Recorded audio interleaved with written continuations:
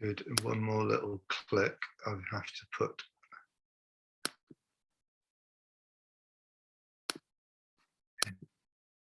Great. Okay, let's begin. So in the standing posture, get yourselves ready. Just take your socks off. Join you. Feet 11 o'clock and 1 o'clock. Knees 11 o'clock and 1 o'clock in the same direction as the feet. Bring the weight to the middle of the foot. When the knees open slightly, just make sure that rolls the weight onto the outside edge of the feet. Lifting the posture, lifting the crown of the head, and settling down, especially the shoulders. Make sure when the arms relax, it's because the whole shoulder softens.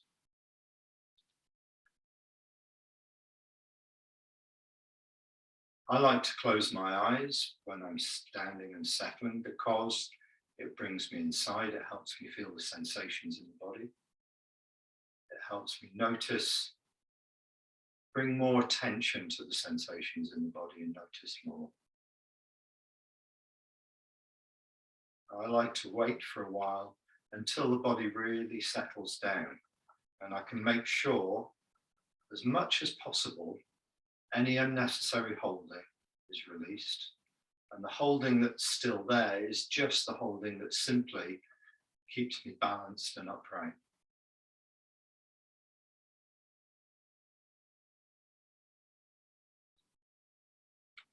I'm going to come to a feet parallel stance and bend the knees, fold the hips.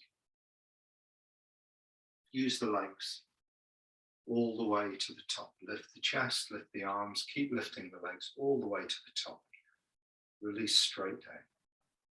Let the knees bend, keep letting the knees bend, keep letting the knees bend until the thumbs on the side of the trousers. Everything finishes all together. Fold. The only things moving here are the knees and the hips. It's the only two joints that are moving. We don't want to lean, we don't want to bend over, simply to sit down, and it doesn't matter how low you go, just to a place where you feel comfortable. Doesn't matter how far you lean forwards, just a place that's comfortable. Then use the legs, contracting the muscles, pushing the fingertips up, feeling the whole stretch of the skin, right from the fingertips through the chest, through the legs to the feet, the whole body, one unit. Soften, sink, settle. This time folding the hip joint, bringing the weight across, facing 11 o'clock. Fold, same folding. Turn back to 50-50. Stretch, release without stopping. Feel the weight gathering in the feet. Feel the body melting down. Softening the right hip. Folding. Facing 1 o'clock, upright. Fold.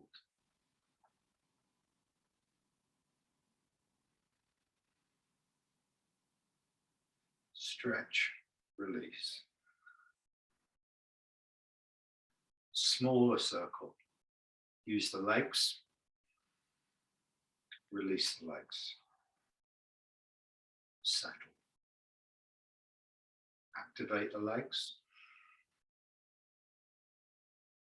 And release the legs.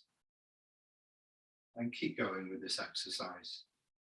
When I say activate the legs, what I'm really meaning is to push up very, very, very gently. It's like you're squeezing a tube of toothpaste, just slightly activating the muscles in the legs, just enough to give you, let's say, an enlivened body or body that's active. You're not really looking to lift yourself up in terms of height. You're looking to kind of inflate yourself like a balloon. You might inflate a balloon And the first puff into the balloon just kind of inflates it. You're looking to activate the legs and try and draw that right through to the head top. So when you come up, the whole body, the legs, the chest, the wrists all float up and then release, and the whole body closes. When we say close, we mean that all the joints that have opened up then come together like stacking tiles. So the knees bend and take the body down, the hips soften and take the torso down, the chest softens and the middle back takes the shoulders down. So the placing of the body down doesn't come from lowering the body.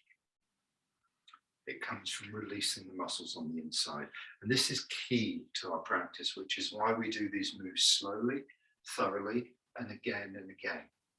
So we get used to the difference between simply lowering the body, which is just a bend of the knees, or changing the quality of the muscles on the inside of the legs. And if you do it well, you will notice that the foot pressure increases when you change the muscles inside the legs. The foot pressure increases and the spine elongates. Because the legs relax, the lower back opens and drops, and you feel the spine elongating. This is something to look for. You may not feel it initially, but as the body gets looser and looser, as the pelvis is allowed to fall away from the crown of the head, you feel the spine elongated. It's a light stretch in the spine. It's very, very good for our health. It is really good to keep the spine moving and keep the spine alive and keep the spine, stop the spine from atrophying and getting curled over. And yeah, we don't want that. So we keep the spine loose and fluid through these exercises. But if we just go up and down, the spine doesn't change at all. So we have to move in such a way that the head top almost stays in the same place and something drops away. So the level of the center of gravity drops away from the head top, elongating the spine more and gets closer to the feet. So it's not so much the body, the whole body going lower. It's just like a lift within the body or a lift within a shaft going up and down. You can work with that image, and the structure of the body is the lift shaft, and what moves up and down is the lift within it, not the whole lift shaft. And if you've got any questions with any of that, please ask as we go along. And I've just seen a few more people have joined, so hi to Joe and hi to Inma. Welcome. Let's move on with the exercises.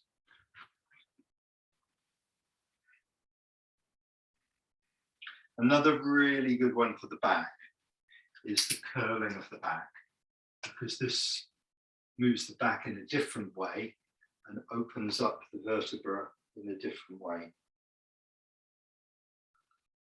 So again, activate the legs like you're pumping a tube of toothpaste.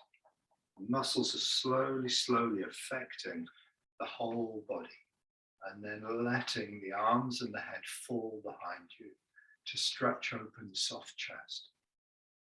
And then sinking into the legs, releasing into the legs, feeling the legs gather the weight of the body and drawing in. Keep sinking the legs the whole time. Keep changing the muscles and softening the muscles so you get a very smooth release of the muscle. It's not done in one go. It's done continuously over the time it takes to exhale. Just like our lungs take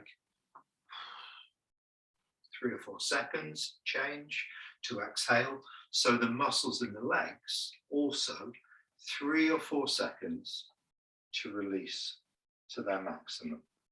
And then pump them up little by little. The legs feel like they're filling the body over 3 or 4 seconds to the top of the in-breath. And then release on the inside. The legs soften, the body follows. The legs activate. Pumping up slightly and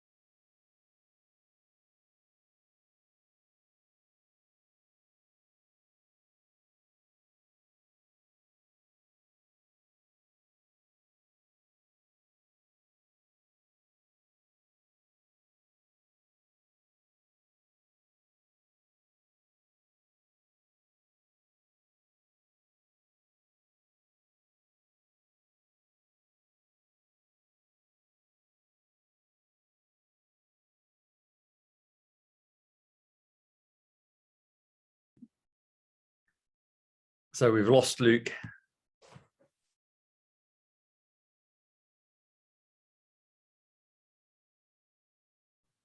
Yeah, I think we have. Is anyone going to take over? Definitely not me. sorry about that. I said the connection. Oh, It's a bit stormy here, so the connection might be a bit weird. This exercise we do where we lift up and close. At the beginning of the session, a few weeks back, I said, follow the breathing. Breathe in and open. Breathe out. Follow the breath. If you've noticed, it's slightly changed now because over this last few weeks, we've got more understanding of what's going on inside the body. So when we activate the legs, we feel something different than simply lifting the body up. Lifting the body up is much more of a strong contraction that goes against the weight of the body and moves me through space. I don't really want to lift myself up too far, but what I do want to do is engage the body.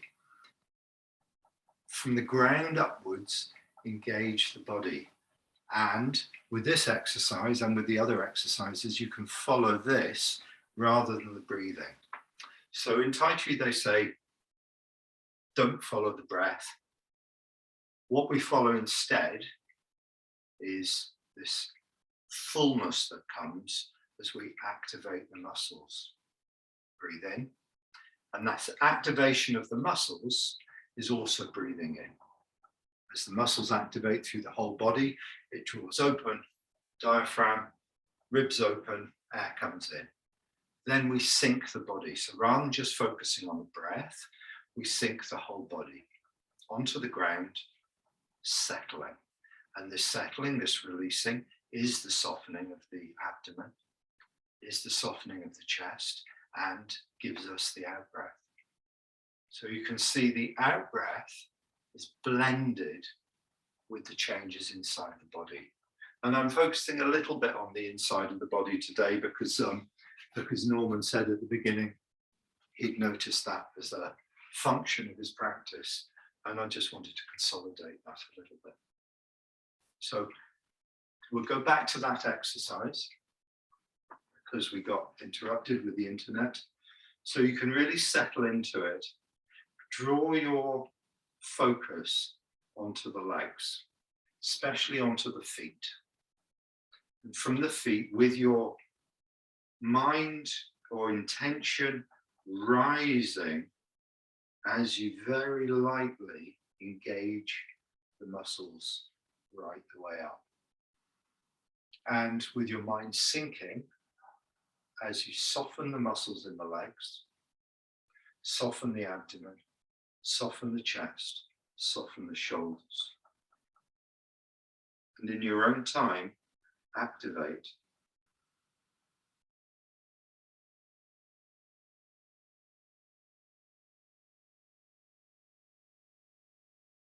release. Whole body is breathing. The whole body is engaged in the process and the timing and the mechanism of breathing.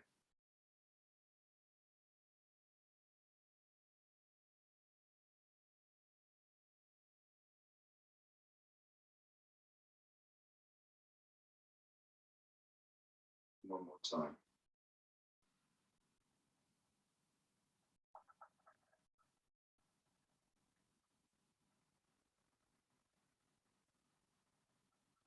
And settle the hands by the side. We'll go through the form. From the heels together, body upright.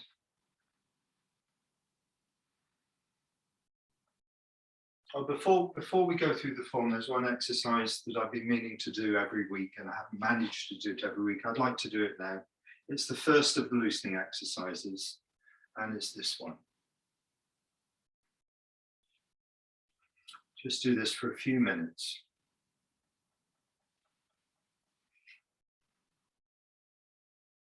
The weight is moving across. And as I move across, I'm turning. So when my weight is in my left foot, I'm turned to 1 o'clock. And when my weight goes to my right foot, I'm turned to 11 o'clock. The waist and the center line of the body turns to 11 o'clock. In the middle, it's at 12 o'clock, 50-50. As I release and sink and connect, I turn. So I drop and connect, make sure I'm nicely connected and balanced, then turn.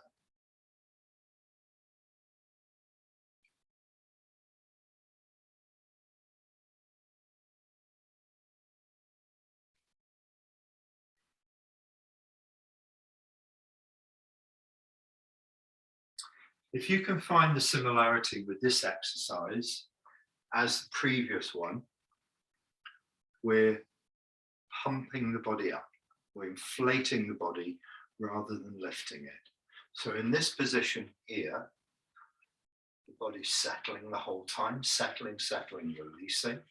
And then the leg activates very lightly to turn the center, very lightly to lift the chest, and the arms float out. We want to try and get that movement as one movement from the corner with all the weight on one leg. We're turning and inflating the body to its maximum. And in Tai Chi, the maximum isn't hard arm, long, it's not this, it's soft maximum, not collapse maximum, soft maximum, not hard maximum. So we're throwing our body open, but it's not from this sort of physical activity, it's more from the inside.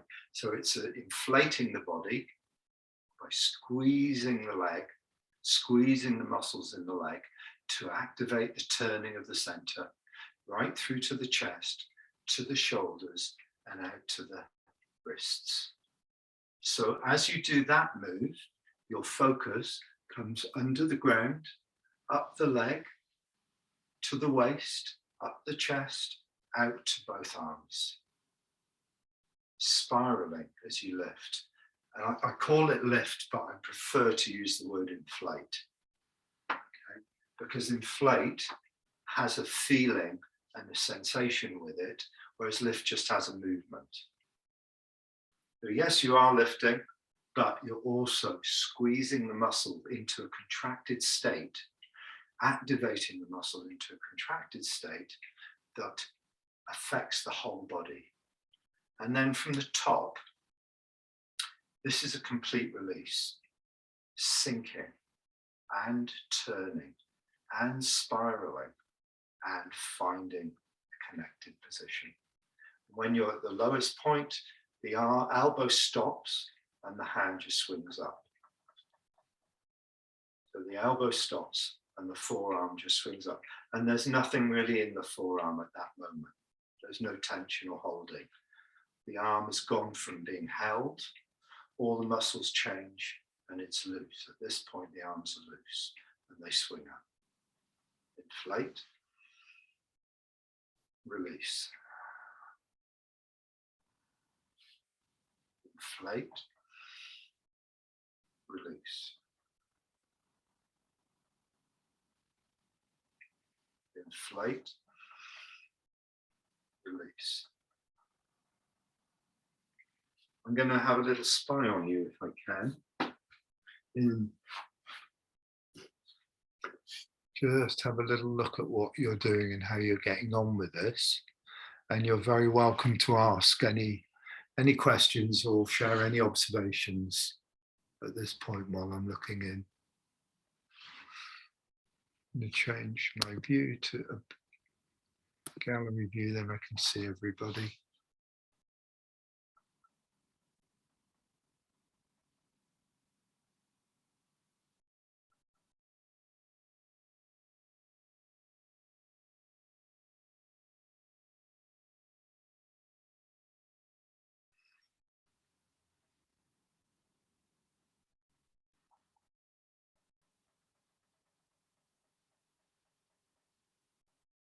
Great.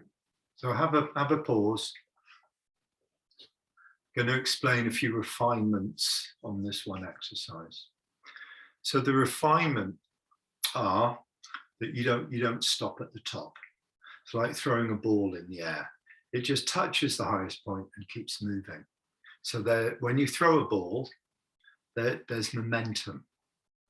The ball moves, it reaches the highest point and then carries on. And that's what we're doing with our body. We're inflating our body to get it to move, inflating the muscles, contracting the muscles, which makes the body move. And the body's got momentum and it flows on. So that looks like sink, connect, inflate, the body moves, turns, waist keeps turning, and starts sinking immediately. Every part of the body is loose.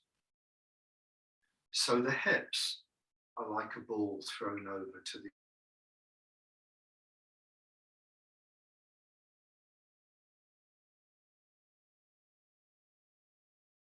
on the ground. Every single part of the body, the head,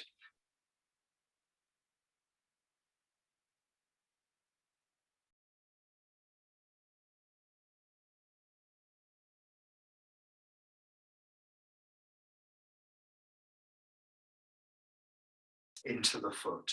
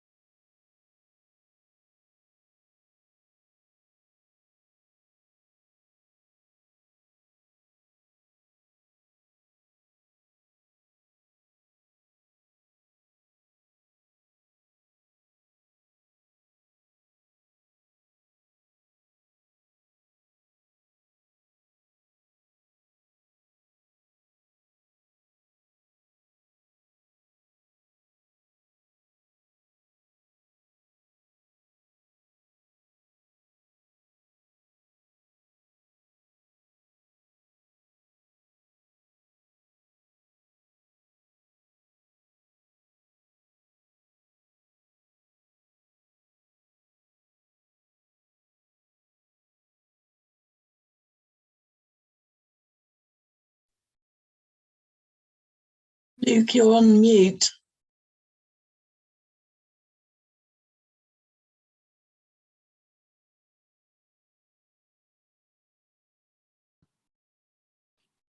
Thank you for that. It must have changed when the, I hope I haven't been on mute the whole class, just the last little bit, yeah? Okay, so the amount, what I was saying, and I don't know how long I'll repeat. You learn what to do in Tai Chi, you learn that you mustn't stop in the middle. And it's a great idea, great practice method, but your body wants to do something else. So it's the exercise itself that will tell you how to do that. And how to do that is to make your body loose so that it can flow across. When your body's loose, and this was something I had to work with for a long, long time, loose for me meant really being soft, and collapsing. And collapsing is, in Tai Chi, is just as inefficient as being tight. It's just the polar opposite, if you like. We want to be relaxed, release unnecessary tension. There is tension in the body, and it's the tension that supports us. Just enough tension to support us, not enough tension to stop us moving or hold us in one place. And this is something we learn through doing the exercise, through doing the form and through doing the loosening exercises. How to change the body on the inside. How to recognize what's going on the inside. How to recognize our structure. How to recognize the tension inherent in that structure. And then how to let go of unnecessary tension. How to remain in structure. How to keep this balance on our core, if you like, while we go about some very complicated maneuvers. And from Tai Chi, we take it into our daily life while we go about very complicated things we do in our day, in our work, in our life, in our day. Can we maintain that balance and that harmony that we find in our practice through doing the exercises? For me, that's the purpose of Tai Chi. Not good just to be good at the moves is one thing or another. It's what follows on from my practice into the day that for me is really important. So with that in mind, let's go through the form.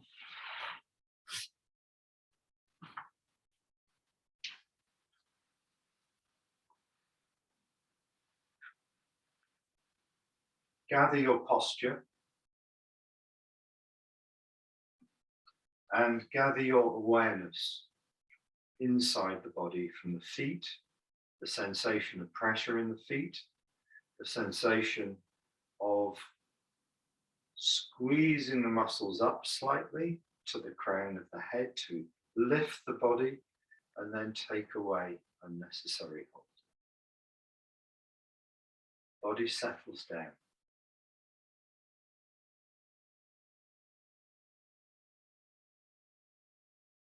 Bend the knees and sink and connect. Transfer the connection to the right foot. Now just what we've done, smooth, loosening, releasing. Settling over the left foot. Small inflation. Opening and settling.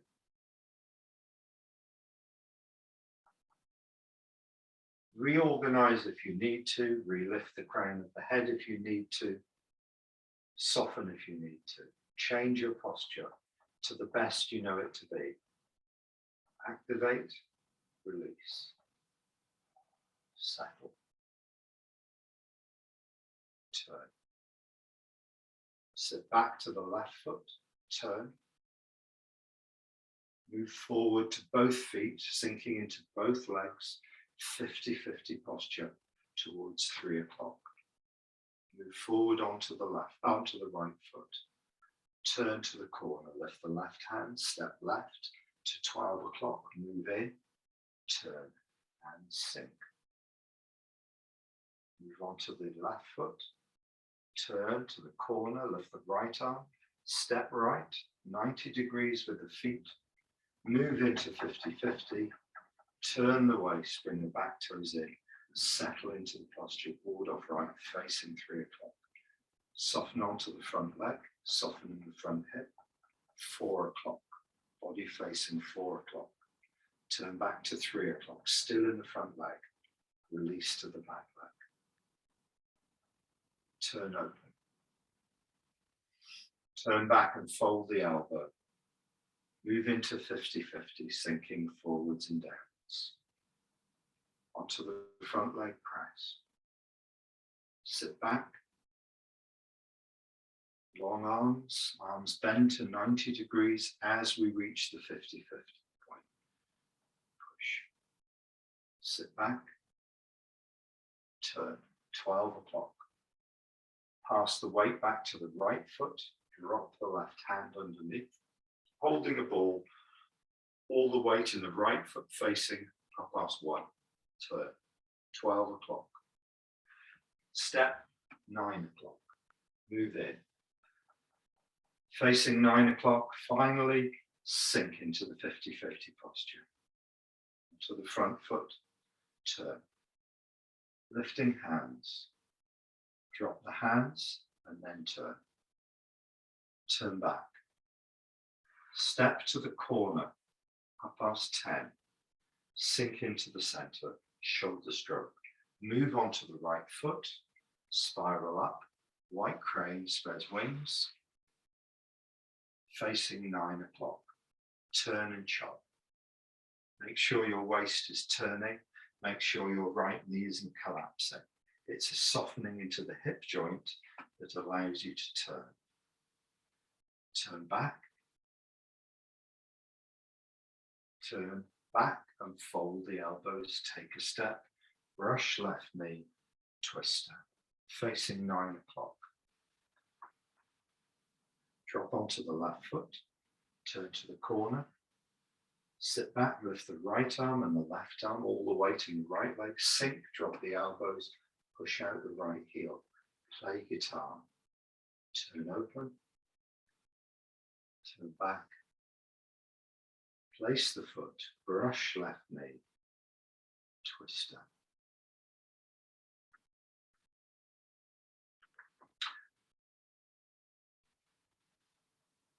This is the last class before half term. We've got a half term break next week. So are there any moves there you'd like me to go over? Any of those moves you'd like me to repeat? Happy to do so. Kind of over to you, really. Yeah, hi Louise and Inma. So I'll take questions one at a time. We'll do it. We've got time for all of it. Could you just watch us and see? Because just in case we think, I might be thinking I'm doing it right, but sure. Can I do that after we've just done a little bit of revision? yeah. Yeah. Yeah, Inma? Yeah, I just wanted to say that my computer is not working. I'm on the phone and I'm finding it a bit difficult. Okay, so I think sure. I may just engage with the recording better than trying to say, and I don't. Yeah, okay, sure. Oh, yeah, okay. Got it. I'll send it tomorrow. Yeah, thank you so much. Okay, you're welcome. Okay. Bye. Bye-bye. Good. I'll just do a little bit of revision. And then I'll have a look, Louise, I'll have a look at everybody's movements. So the last few moves, the move I want to revise is single whip. So let's have a look at that move. It starts from the push. The push position is our basic square stance, which is our bow stance. Front foot is the right foot facing 3 o'clock. Back foot out to the corner facing about 2 o'clock. So I'm going to move that posture to face you. Push. The fingertips are at the height of the throat, one fist apart. The arms are at 90 degrees. Up 90 degrees, in 90 degrees. The arms are up 90 degrees, in 90 degrees. So they're like the letter A frame, like an A frame. That's the sort of shape you've got, one fist apart at the height of the throat, push. And as I drop onto my front foot, it's not a big movement forwards. As I drop more connection or more weight onto my front foot, I relax the shoulders and I just let the hands drift out.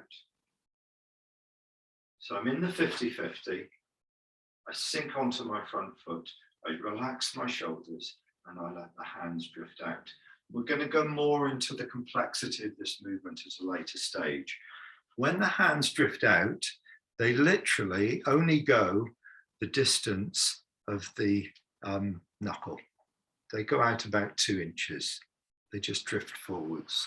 So it's not like a push, although the posture is called push, it's more just that they drift out a tiny bit. Now I'm on the front foot. The hands have drifted out. There's no bend in the wrist. There's no sense of pushing. It's like they just drop the shoulder and the arm extends. Leave the hands exactly where they are. And the sitting back is because you release the back leg. Spine lengthens, lower back opens. It's as if you're falling to your left foot. So it's not that you're in the front foot and you push yourself back, because if you do that, you could try that. If you push yourself back, you'll feel unstable on the back leg. The back leg won't have changed, and the muscles in the back leg will be in the same condition they were in when you were here, because they haven't changed. They haven't accommodated for the fact that more weight is on the back leg. You need to change the muscles in the back leg to receive the weight of the body. So by the time you sit back, shoulders have softened, and you feel nice and comfortable over the left foot. We're going to try that a few times. Drop onto the front foot, and sit back, sinking, releasing the back leg to allow a very controlled falling onto the left foot. And as a result, the arms elongate. Again, from the push position, sink forwards onto the front foot, relax the upper body and the arms elongate. Sit away from the fingers, but not by pushing the front leg, by sinking the back leg, relaxing the lower back, relaxing the shoulders and settling onto the left. Keep going with that. The settling onto the left foot is very similar to the settling we do in this exercise when we sink, or when we release in here, settling. The sitting back is not so much a movement, a horizontal movement, it's more a dropping of the center of gravity towards the ground. And the result is that you feel stable on the back leg. The result is that you feel stable. If you don't feel stable on the back leg, it's generally because either the muscles in the back leg are too tight or you're not aligned. And if you're not aligned, the muscles have to tighten to hold you in place. So it's basically that the muscles in the back leg haven't changed as your weight's poured in, right? So your weight's pouring onto the back leg. The muscles in the back leg need to receive that weight. They need to change to accommodate the difference in pressure, the difference in force, the difference in gravity of your body weight moving towards the leg. So your muscles in your back leg change. It's like a controlled falling towards your back foot. That makes sense? Okay. It's the first part that makes the next part easy, because the next part is the turning. And if you're not feeling stable and you start to turn, you're going to be all over the place and wobbly, right? So the first part makes us stable onto the back leg. Then we can turn. So we sit back in a way that makes us stable. We feel our head top over the back foot. Nice and stable and upright and relaxed. Then we turn as a unit. And the turning comes from folding the hip joint. Doesn't come from moving the arms and swinging. It comes from folding the hip joint. See if you can govern the movement of the arms simply by softening into the hip joint and letting the hips turn. Don't try and move the hands. Try and leave the hands exactly with the body and soften the hip joint. So the door of the hips closes to create the movement of the hips. The head of the femur, the bone or the thigh, is stable and the pelvis folds.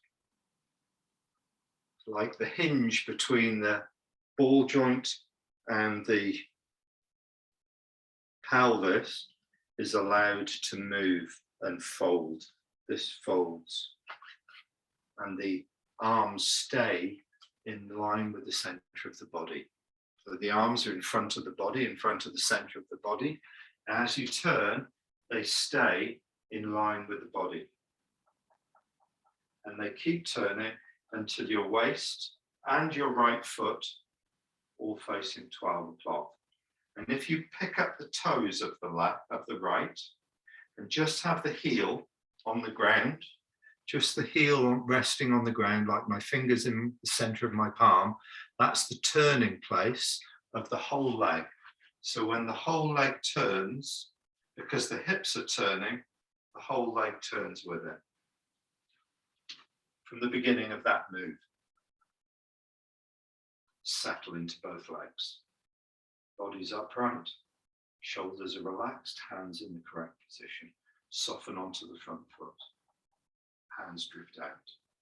Release to sit back. Feel the upright posture. Fold the left hip. Turn.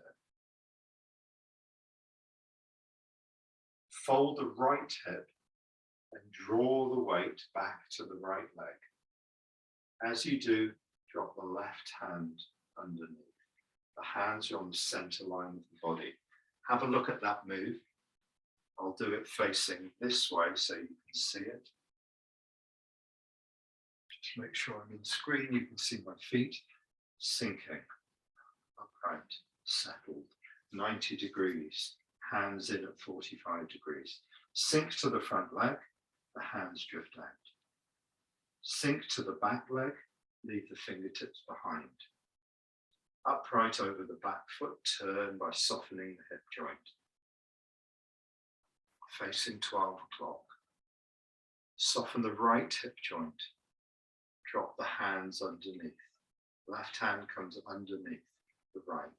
Fingers of the right all touch the thumb. Hands on the center line of the body.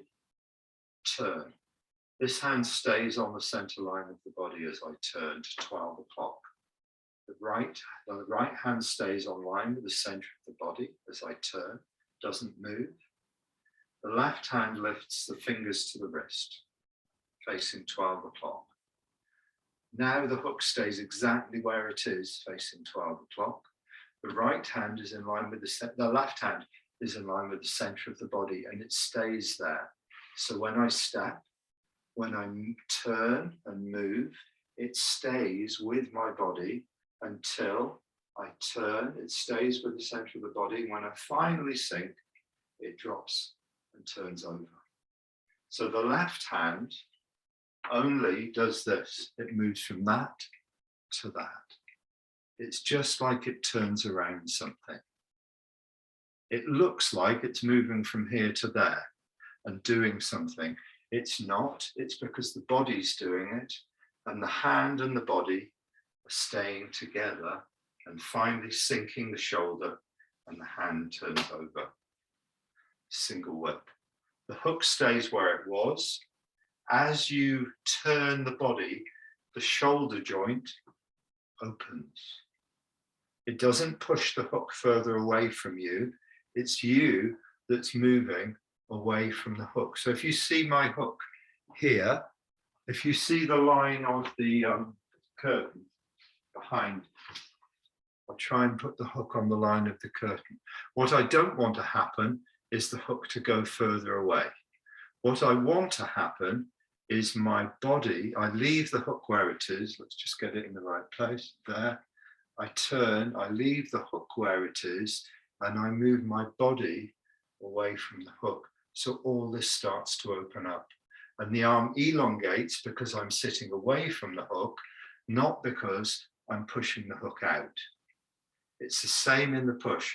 The arms elongate because I'm sitting away from the fingertips. If I leave my fingertips on the line of the cloth, I'm sitting away from my fingertips.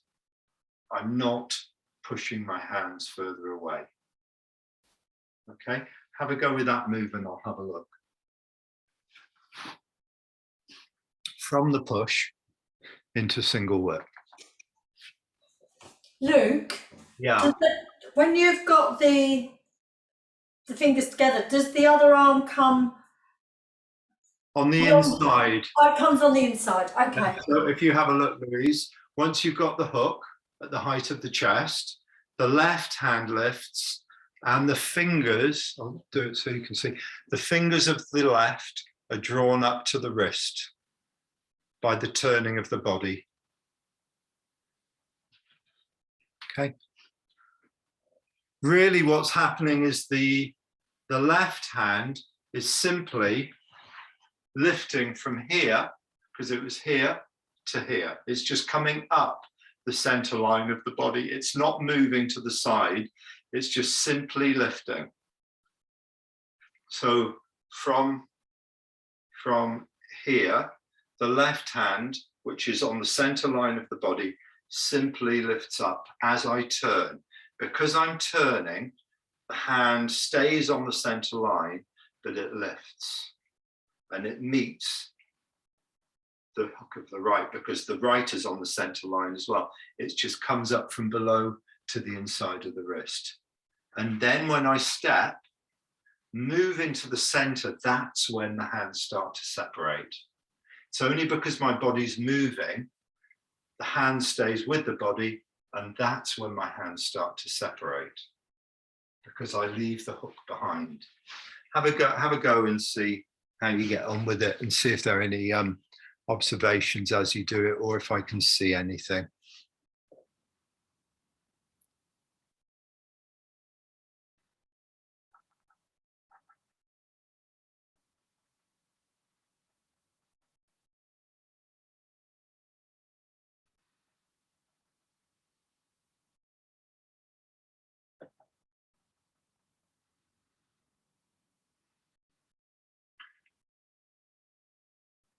Hook stays still, Norman. Try and keep the hooks up. The trouble with this is it's like, it's like patting your head and rubbing your tummy at the same time. You've got all these things going on. It's very, very good for the brain. Very good for the part of the brain we want to encourage, the brain that feels the whole body. We learn it in little parts, what this hand does, what that hand does, but yeah, it's the whole body doing the whole thing. So Joe, that I don't know if it's the camera angle, that hook is at the height of the sternum. Yeah, and the other hand underneath it. It looks, because I'm looking up at you, it looks like your hand's up here. I don't think it is, right. Okay, it's at the height of the sternum. That's great. Yeah, you got a question there. Yeah, no, I'm sorry, I've just lost track of what happens with the other hand. Okay. So I've done the spin around, and then that bit is. Yeah. So first of all, you sit back. Let's do it together. Let's do it together. First of all, your right foot is forward in the push position. Let's go from push. You sit back to the left foot. When you're over the left, you turn to 12 o'clock. Your right toes have come in with your waist, and your arms have come in as well. Everything facing 12 o'clock. You're pigeon-toed because your left foot hasn't moved. Your weight's in the left. Now you pass your weight to the right. And as you do, you turn to the corner, drop your left hand under the belly and your right hand at the height of the sternum holding the hook. So you move from 12 o'clock on your left foot to facing 1:30 on your right foot. You're going to keep your weight on the right foot now. And you're going to turn back to 12 o'clock, lifting the left hand, drawing in the left toes, stepping with the left heel to 9 o'clock, moving away from the hook, turning to the 9 o'clock and relaxing into the posture, single whip. Okay. So if you want to have a look at that bit again, we're 53 minutes in. If you need to look at that bit again in the recording. Okay. Does that cover it for you? Is that, yeah, great. I'm just carrying on looking. People are still carrying on working. I'm just looking. Yeah, good.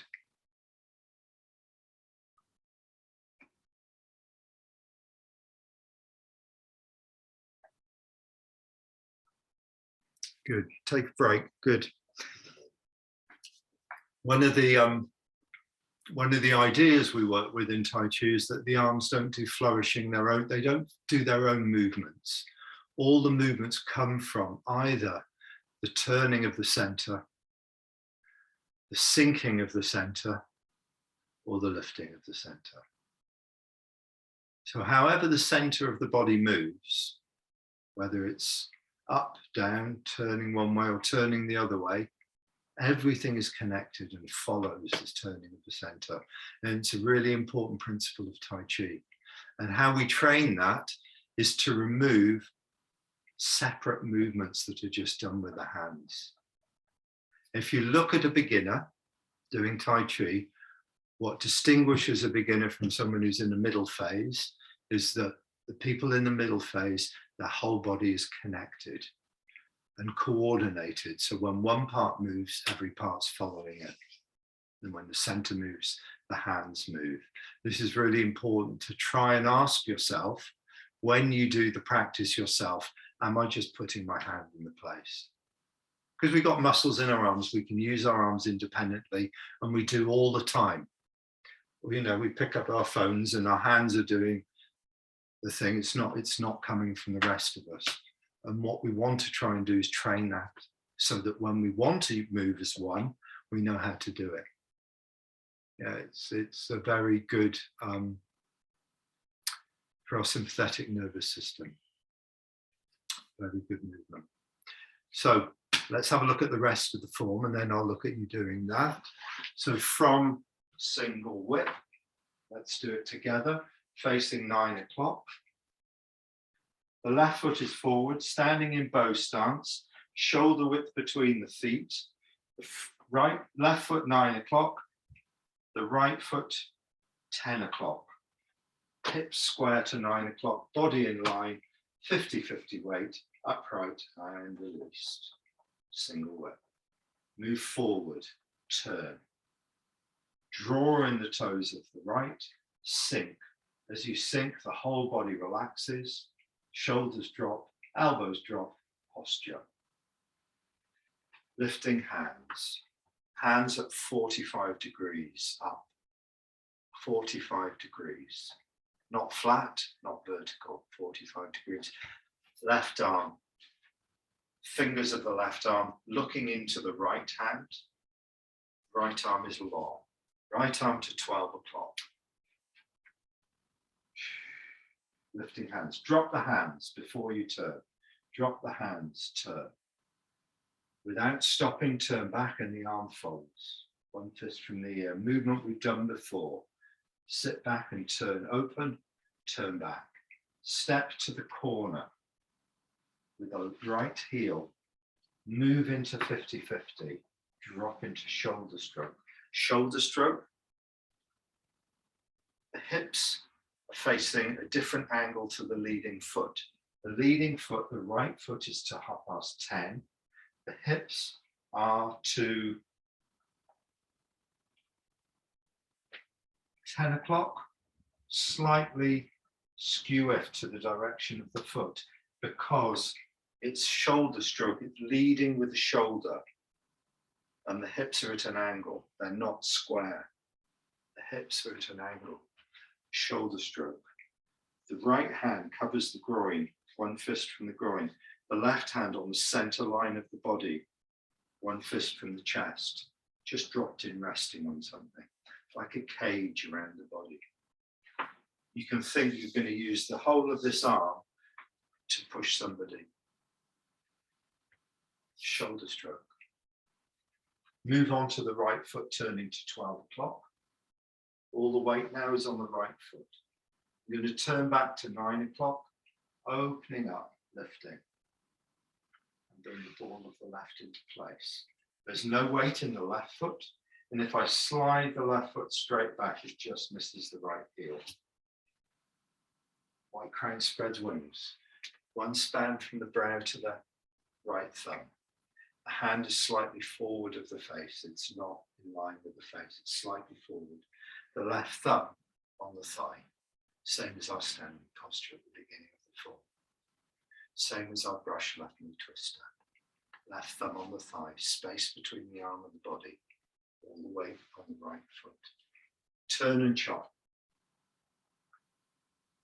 Stay on the right leg when you chop. Stay on the right leg. Don't be tempted to put weight into the left leg. You could almost do this one leg.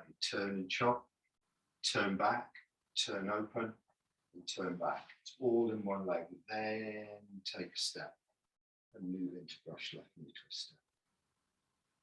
Drop onto the left. Lift both arms as you sit back. All the weight's now in the right. Draw in the left toes. Sink. Push out the heel. Play guitar. All the weight is in the right. The left heel on the ground. If you swing the left heel through, you miss. Fingers on the center line at the height of the throat.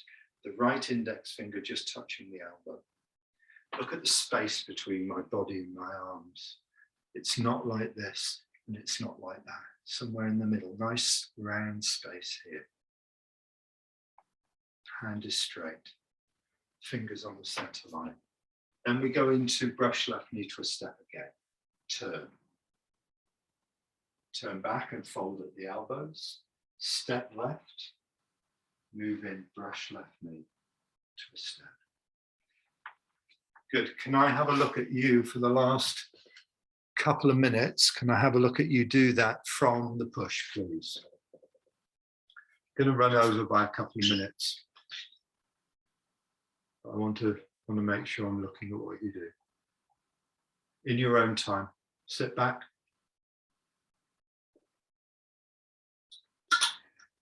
I'll talk you through from the end of single whip.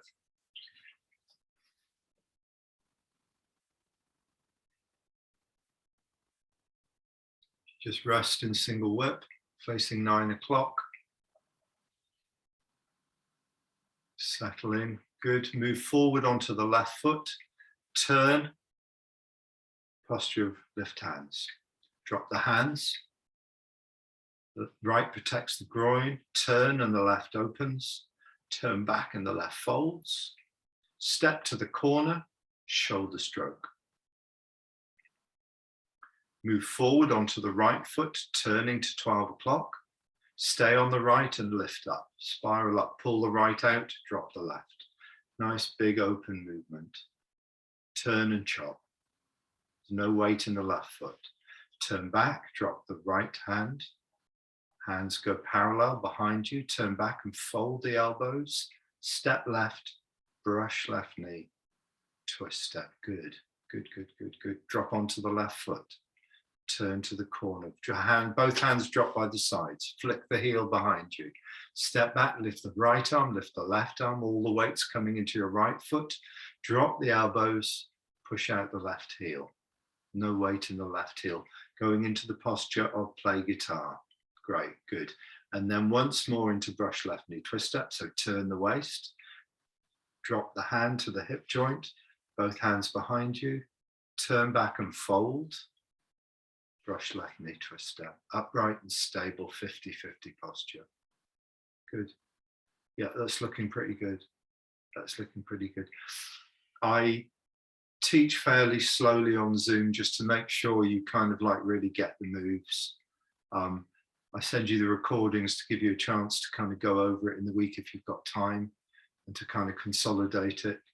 There isn't a class next week. And next term, which starts the week after, we will definitely get to the end of the first third of the form.